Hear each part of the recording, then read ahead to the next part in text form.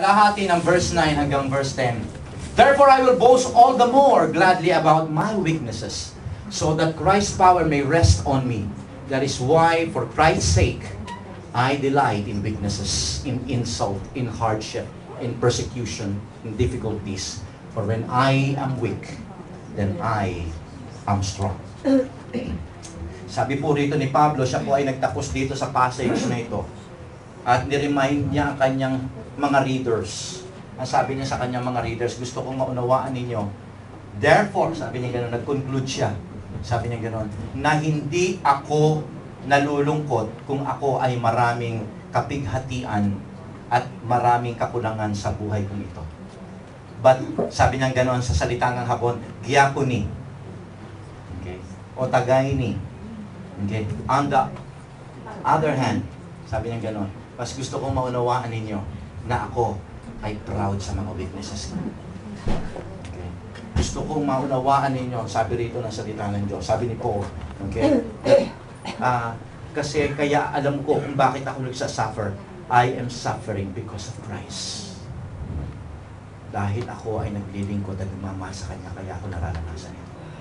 At mga anak ng Diyos, kung marami rito, dahil naglilingkod ka sa Panginoon, at dahil ikaw ay nagmamahal sa Kanya, dumadanas ka ng mga sufferings and pains.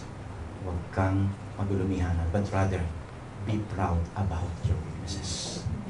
Alam ko, minsan, di ba, nandiyan kumakatok ang mga temptation sa buhay natin. Pero pinipigilan mo, gusto lang iyong laman, pero pinipigilan mo. Bakit? Kasi ayokong masaktan ng Lord sa akin. Ayokong saktan ng Kanyang damdamin. Nandoon yun. Pero kung ikaw lang ang masusunod, gagawin mo yun. Tama po ba, mga kapatid ko? Kung ikaw lang ang masusunod. Pero nakikita ng Diyos yung pagpipigil mo yun. Nakikita ng Diyos na ginagawa mo yun para sa Kanya because you're committed to Him. Gusto ko maunawaan po ninyo, yung ginagawa mo na yan, hindi nakalampas sa mata ng Diyos yan. Everything that you do, gaano naman ito kaliit, it's not in vain. Ganun po ang sinasabi rito ni Pablo. Kaya sabi niya ganun, actually, mas nakakabuti sa akin ito. I'm benefiting from this. Okay?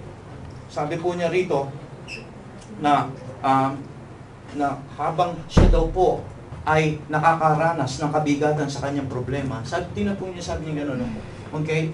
For when I am weak, the word there is, kapag ka ako ay nanghihina, kung ako ay umiiyak, kapag ka ako ay dumadanas ng sakit sa aking damdamin, sabi niya ganun, alam mo ba na ako ay malakas ako sa espiritu sa panahon na yun. Doon ako pinakamalakas sa espiritu sa panahon na pinakamahina at nasasaktan ng aking laman. At gusto ko maunawaan natin dito, mga kapatid ko, doon natin ngayon dapat samantalahin. Kung ikaw ay umiiyak, kung ikaw ay naapektuhan sa buhay mo ngayon, kung ikaw ay nahihirapan, at ikaw ay talagang, nasasabi mo ngayon na talagang, wow, Lord, parang grabe ito, tormenting pain itong nararanasan mo ito. Kung ikaw ay lalapit sa Kanya, dahil ikaw ay pupunuin ng kanyang biyaya. Tandaan po natin, ang sufficiency na sinasabi rito ni Paul ay yung kanyang biyaya ng Diyos. Ang biyaya na ano? Biyaya na makapagbibigay sa'yo na lumakad pa. Biyaya na makapagbibigay sa'yo para maglingkod pa. Biyaya na makapagbibigay sa'yo para magalak pa sa kabila ng iyong nararanasan. Biyaya na maging handa ka hanggang mamatay ka para kay Kristo. Yung mga biyaya na yan, mga kapatid ko, na hindi mo kayang gawin kung ikaw lang. Pero ang Diyos ang pwedeng magpuno niyan at magagawa mo ang bagay. For we can do all things through Christ who strengthens us. There is the word. There is the one who strengthens us. Amen? Nakita niyo yung key na yun? We can do all things. But tingnan natin, yung bandang huli na yun. There is the one who strengthens you, kaya magagawa mong lahat ng bagay. Yun sinasabi natin dito. For God is sufficient for all our weaknesses. There is the supply. There is the supply of power ng Diyos sa atin. Kapag ka ikaw ay nanghihina, ito na panahon na samantalahin mo sapagkat dito ka palalakasin ng Panginoon. At paggugulat ka, pagka nakalampas ka na dyan, makikita mo, ibang klase yung magiging pagkilala mo lalo sa Diyos. Maiiba yung pagkilala mo sa Kanya, maiiba yung takbo ng Christian life mo pag nalampasan mo yan. Mas lalo mo siyang pupurihan at sasabihin mo, Lord, mas lalo kita nakilala sa experience ko na yun. Amen. Are you there? Amen. Nakita ko, Panginoon, na totoo pala that your supply, that your power is sufficient. Sa kahinaan ko roon, napagtagumpayan ko dahil sa biyaya mo. Makita po natin dito, mga kapatid ko, okay? Ang ginamit na choice of word dito ni Pablo, grabe. Nakita po ninyo, sabi niya doon, I will boast. Tama? Another word na nakita ko rito is natawag na I delight. Now, he was talking about weaknesses. He was talking about pains. He was talking about thorns and torments. And yet, tinan po ninyo, sabi niya, I will boast and I delight. You hear? Okay? Parang kapag binasa niyo ito at hindi niyo kilala si Pablo, parang sasabihin mo, si Raulo to. Tama po ba? Saan ka nakakitang he's boasting about his weaknesses? Nagagalak siya o natutuwa siya sa mga nangyayaring pangit sa kanyang buhay. Why? Because Paul knows better than us. He know, okay? Nasabi niya, the reason why I boast, the reason why I delight. Alam niyo kung bakit? Sapagkat nakikita niya ang magandang plano ng Diyos. Kapag ka ang nakita mo yung plano ng Diyos, nakatingin ka sa plano ng Diyos, at naintindihan mo kung bakit nangyayari ito, nilayo ng Diyos na mangyari sa iyo. Hindi mo mafo-focus ang iyong sarili sa mga nararamdaman mo lang. Tama po ba? Sapagkat you delight, nagiging excited ka sa gagawin ng Panginoon sa buhay mo. Okay? Kaya alam po ninyo, nag-usap kami ng misis ko kagabi.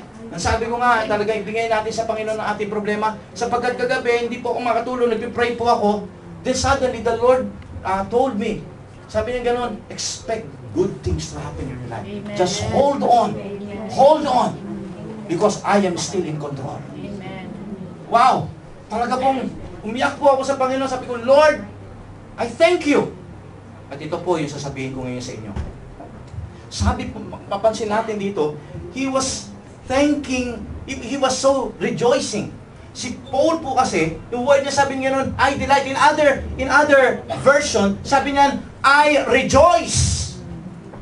I rejoice in weaknesses. Sabi niya gano'n. I rejoice.